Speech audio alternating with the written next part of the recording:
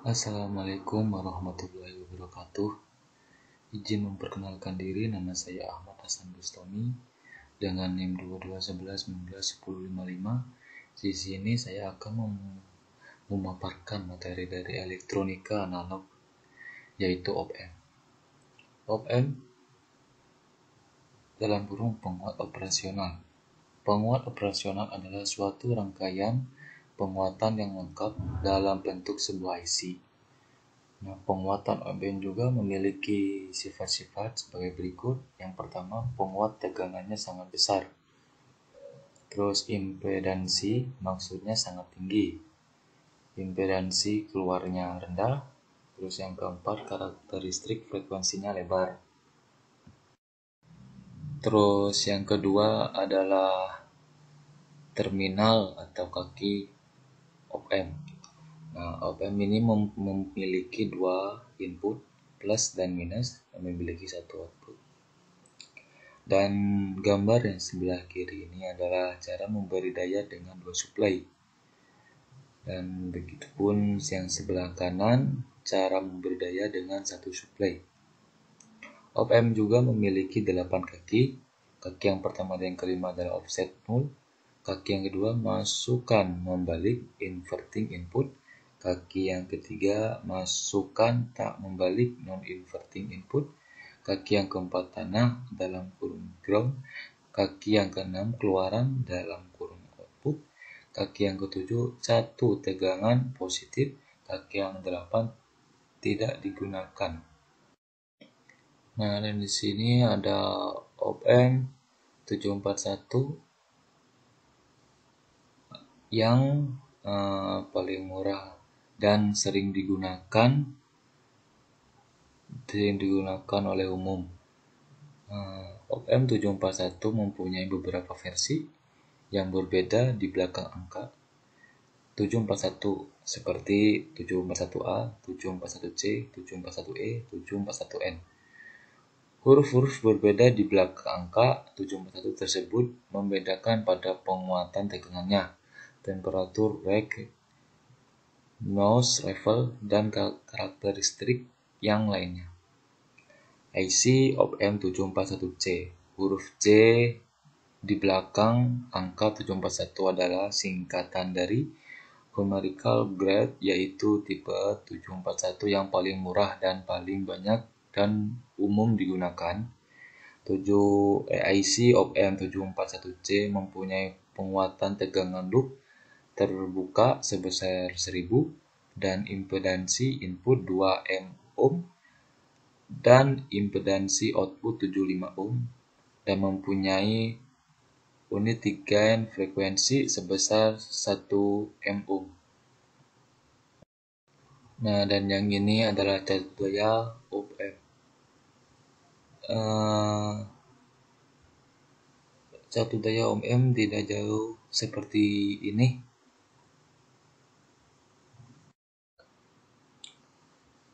Oke, dan selanjutnya adalah terminal output dan input.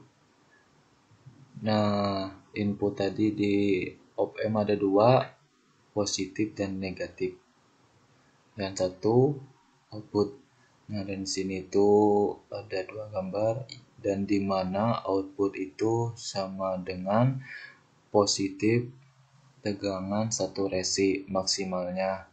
Terus minimalnya output itu adalah minus tegangan saturasi. Tegangan saturasi adalah di bawah tegangan supply antara 1 sampai 2 volt. Yang dimaksud tegangan sumber atau supply itu plus V. Nah, jika plus V itu 15 volt, maka tegangan saturasi itu maksimalnya 13 volt, minimalnya negatif tegangan 1 sat. Nah, V-sat itu memang di bawah tegangan supply. Di gambar rangkaian ini ada dua simbol. Yang pertama ED, yang kedua AOL. Yang ED Nanti akan dijelaskan AOL itu adalah penguatan atau gen terbuka. Apa itu ED? Perbedaan tegangan masukan. Kenapa perbedaan? Karena op-amp mempunyai dua input, plus dan min. Nah, nilai AOL di sini sebesar 200, terus penguat ED dibatasi maksimal 16 mikrovolt.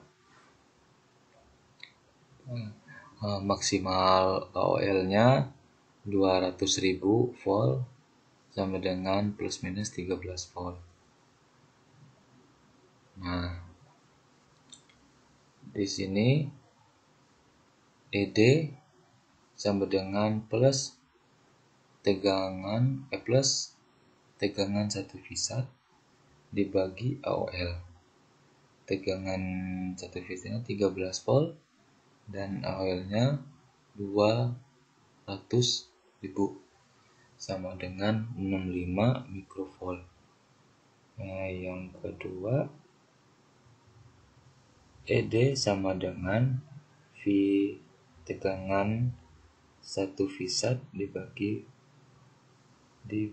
AOL, ya sama dengan min 13 volt dibagi 200.000 sama dengan 65 mikrovolt.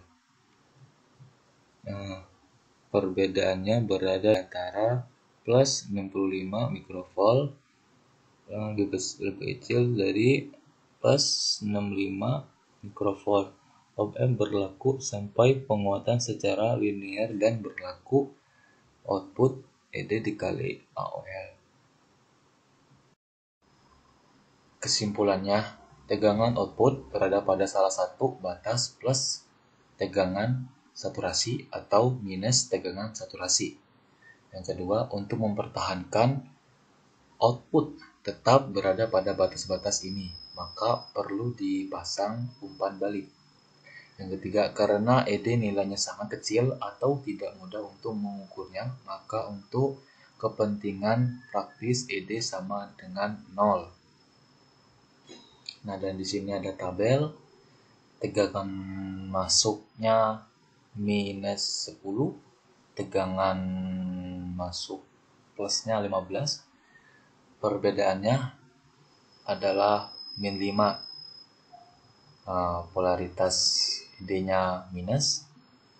Terus tadi AOL-nya yang seperti tadi adalah 200.000 dan ED-nya ada 5. Dan itu min 5 dikali 200.000 dan hasilnya adalah min 10 volt dan polaritasnya VO-nya min. Nah, yang kedua, tegangan masuknya adalah tegangan masuk minusnya adalah min 10, tegangan masuk plusnya adalah 15 dan ED-nya 25. Nah, di sini min 10 ditambah berapa hasilnya 25 dan polaritasnya adalah plus. VO-nya adalah seperti tadi, AOL-nya 200 dikali 25 hasilnya adalah 5 volt. Dan polaritas VO-nya adalah plus dan VO-nya adalah 5 volt. Yang ketiga, min 10 mikro, tegangan masuk minnya min 10 mikro, tegangan masukan plusnya min 5 mikro, ED-nya perbedaannya 5 mikro. Terus saya sudah jelas 10, 5 dan 5 mikro. Polaritas ED-nya adalah plus. Terus yang tadi 5 mikro dikali 200.000 hasilnya 1 volt. Polaritas VO-nya plus, terus VO-nya 1 volt. Dan di sini tegangan masuk minusnya adalah plus 1,00001, tegangan masuk plusnya adalah 1000, perbedaannya adalah 1,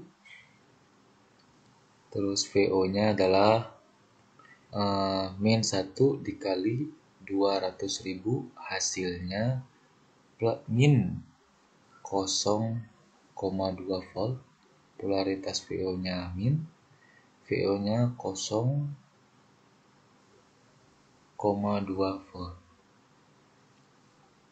Nah, yang kelima adalah tegangan masukan minnya adalah plus 5M, tegangan masukan plusnya adalah 0, ED-nya adalah min 5M. Polaritasnya adalah min. VO sama dengan AOL dikali ED. 200.000 dikali min 5. Hasilnya adalah min 1000 volt. Polaritas FO min, FO-nya min tegangan 1 watt sama dengan min 13 volt. Yang terakhir tegangan masukan minusnya 0, tegangan masukan plusnya 5M, dan ED-nya perbedaannya adalah 5M. Polaritas ED-nya plus, terus VO 200.000 dikali 5M, hasilnya 1000 volt. Polaritas VO-nya plus, VO-nya adalah plus tegangan 1 watt sama dengan plus 13 volt. Dan selanjutnya ialah penguat operasional ideal. Penguat operasional ideal adalah penguat diferensial ideal. Sifat-sifat sebuah penguat operasional ideal. Yang pertama, penguatan tegangannya tak terhingga, dalam kurung IV sama dengan tak terbatas. Impedansi masuknya tak terhingga, jadi arus masuknya sama dengan 0. Impedansi keluarannya sama dengan 0. Karakteristik frekuensinya rata dan membentang dari frekuensi 0 hingga F sama dengan terhingga.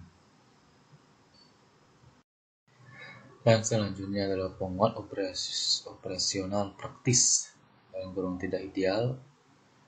Kenapa disebut tidak ideal? Dalam praktikumnya tidak ada penguat operasional yang ideal. Namun demikian, sebuah penguat operasional praktis seringkali dapat dianggap seolah-olah memiliki sifat ideal. Dan di sini adalah op-amp. Op-amp memiliki dua input. Yang pertama non-inverting input, yang kedua inverting input, dan memiliki satu output. Kita lanjut ke inverting output op-amp. Dan ini inverting op-amp. Inverting op-amp konfigurasi di mana masukan positif menghasilkan keluaran negatif atau masukan negatif menghasilkan keluaran positif.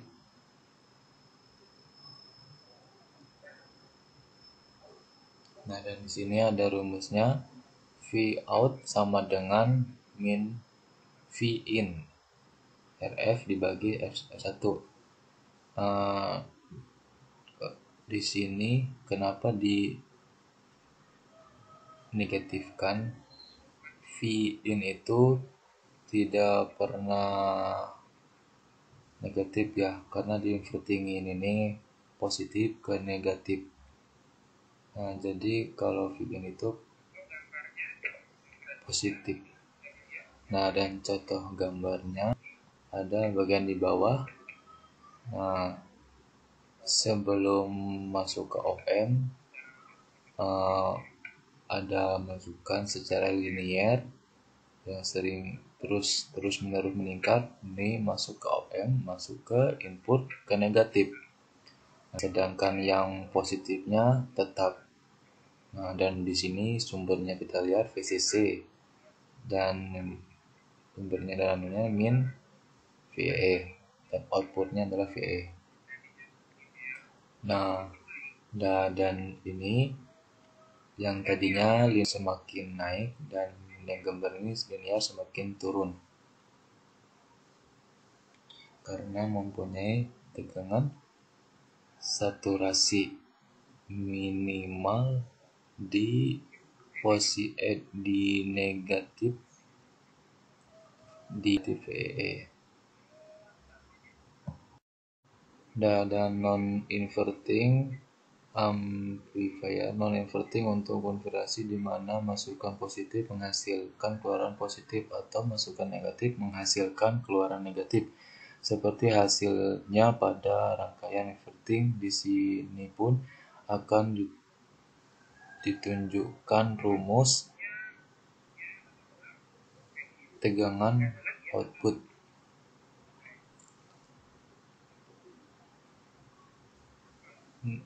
Nah, dan di sini kita lihat rumusnya Vout sama dengan Vin. Nah, tidak seperti tadi yang inverting. Nah, itu kan dari negatif dan ini tidak ada negatif. Vin dikali 1 plus di RF dibagi R1.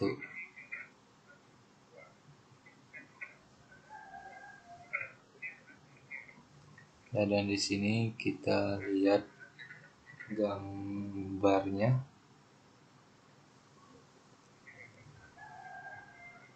Gambarnya semakin naik dan ini tapi beda dengan yang inverting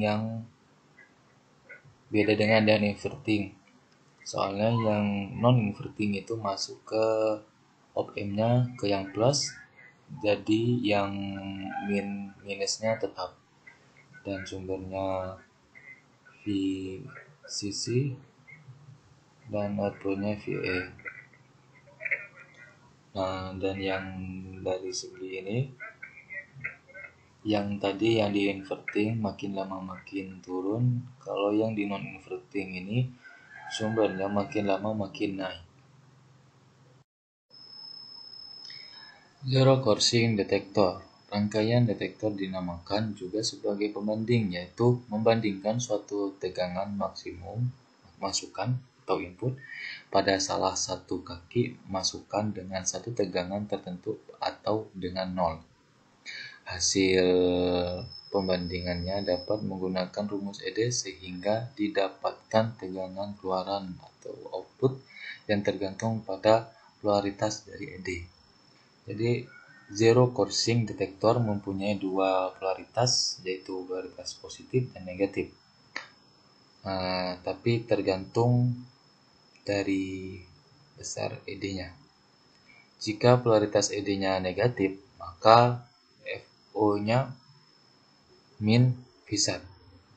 Dan jika polaritas ED-nya positif, maka FO plus Vsat. Nah, dan di sini zero coursing detektor mempunyai macam-macam. Yang pertama zero coursing null, yang kedua inverting zero coursing detektor, yang ketiga non inverting zero coursing detektor, yang keempat inverting voltage level detektor, yang kelima non inverting voltage level detektor. Selain itu, kita juga menghitung OF dengan menggunakan duty cycle. Siklus kerja atau duty cycle merupakan perbandingan waktu on dengan periode sinyal dikalikan dengan 100%. Duty cycle T on dibagi T on plus T off. Nah, dan disitu ada gambarannya, di mana T on itu berada pada periode positif dan T off-nya berada di periode negatif. Oke. Contohnya suatu sinyal mempunyai periode 10 M detik dan waktu on sama dengan 3 M detik. Berapa waktu negatif atau waktu rendahnya? Penjelasannya, T off sama dengan T dikurang T on. T off-nya adalah 10 dikurang 3 sama dengan 7 M detik. Duty cycle-nya T on dibagi T dikali 100% sama dengan 30%. Nah, dan kemarin letak kesalahannya berada di angka 3 M dan T off-nya. Oke, selanjutnya detektor penyilang nol atau zero crossing detector yang seperti sebelumnya yang dibahas. Yang di sini yang kita pertama kali akan dibahas adalah yang inverting atau IZCD, inverting zero crossing detector. Sinyal masuk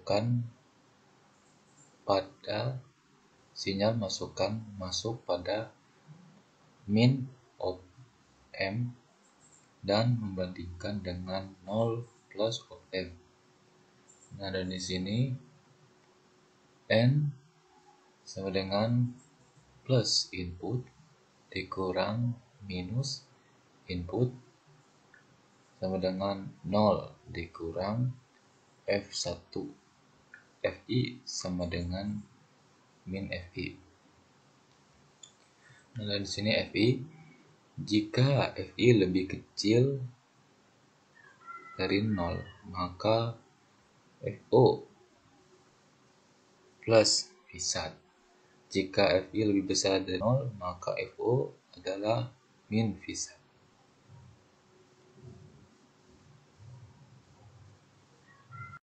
Kalau non-inverting zero crossing detector, itu sinyal masuk pada positif of M dan membandingkan dengan 0 negatif of M. Kalau kita lihat gambarnya di sini bahwa tegangan inputnya itu VI-nya masuknya pada tegangan positif dan pada tegangan negatifnya itu tidak dipasang tegangan. Nah, dan di sini konsepnya perbedaan tegangannya antara input positif dan negatif adalah plus input dikurang min input atau VI dikurang 0, karena di bagian negatif itu tidak ada tegangan. Terus jika FI-nya lebih besar pada 0, maka FO-nya positif Vsat. Jika VI-nya lebih kecil daripada 0, maka FO-nya min Vsat. Nah, kalau gambar gelombangnya di non-inverting zero crossing detector atau detektor penyilang 0 tak terbalik, ketika VI-nya besar 0, maka V0-nya adalah positif.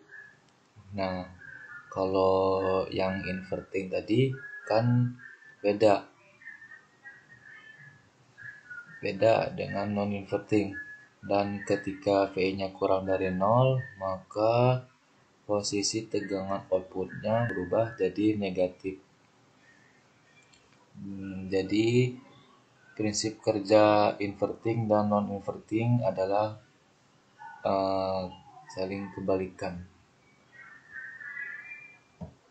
Dan berikutnya adalah detektor taraf tegangan atau voltage level detector. Nah, ini juga ada dua, yang inverting dan non-inverting. Dan cara kerja detektor taraf tegangan inverting, kalau 0 dan voltage itu kalau 0 dibandingin inputnya dengan 0. Kalau yang ini detektor taraf tegangan, ini tidak 0. Itu ada tegangan V referensi. Dan sinyal masuk pada min op amp dan membandingkan dengan V ref ref plus op amp. Jadi perbedaannya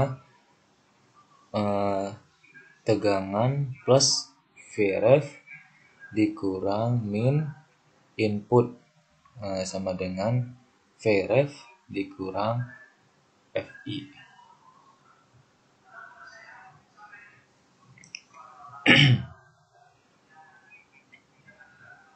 Nah, dan kemarin letaknya kesalahannya di Vref.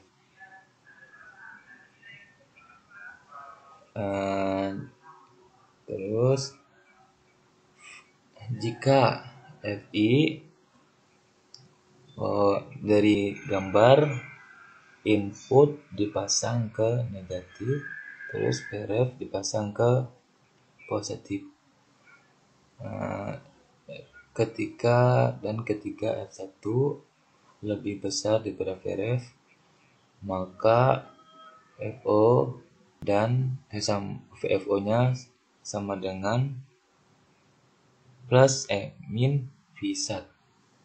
Jika Fi-nya lebih kecil daripada Vref, maka F0-nya plus V1.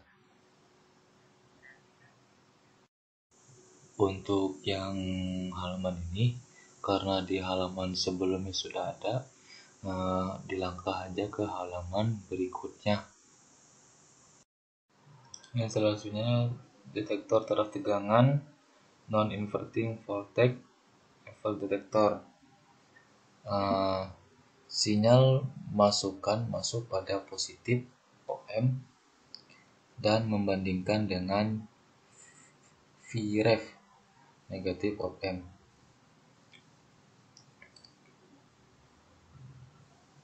Nah, di sini tegangan plus input dikurang minus input sama dengan Fi dikurang Vref. Jika Fi-nya lebih kecil daripada Vref, maka FO-nya min V1. Jika Fi-nya lebih besar daripada Vref, maka F0-nya plus V1. Dan di sini dari segi gambar, dari kalau yang non itu kebalikannya dari inverting, seperti gambar ini. Nah, di sini rangkaian tegangan referensi. Bagaimana cara menghitung tegangan referensi? Nah, dan di sini adalah R1, R12 yang terhubung dengan tegangan flash.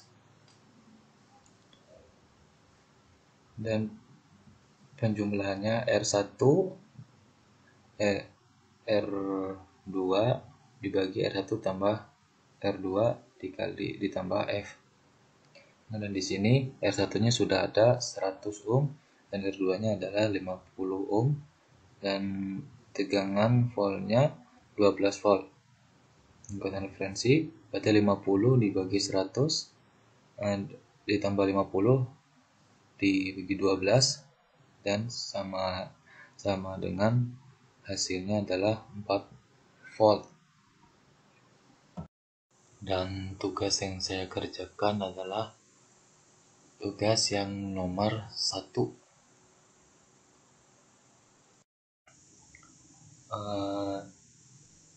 Tun udah ketemu dan hasilnya 140 M detik, TUF 80 M detik, terus T ialah TUF plus ton. 80 ditambah 140 dan hasilnya 220 MRT. Terus duty cycle itu dibagi T dikali 100% dan hasilnya 63%. Dan Vref R2 dibagi R1 ditambah R2 terus dalam kurung tambah V, dan jumlahnya 10K dibagi 50K ditambah 10K di 15 dan hasilnya adalah 2,5 volt. Nah, dan di grafiknya dia mulai turun dikarenakan lebih rendah daripada VRF-nya, jadi dia mulai turun lagi.